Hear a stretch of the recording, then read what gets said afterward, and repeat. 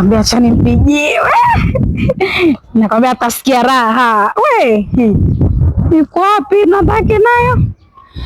Nataka nimwambie wesh. Tunaenda na wakati. Nakwambia na yani story nzuri sana nataka kukwambia, naona wewe mwenyewe utafurahi. Story gani?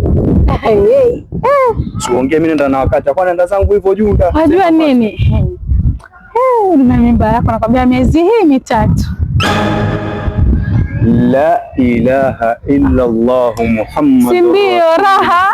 Natoka town mpaka huku kisa maana niende shughuli zangu, kumbe hoja niambia surprise mambo na mimba. Mimba ya nani? Yako, kwani ukumbuki? Mimba yangu na nani? Na nani? Mimi. Na mimi.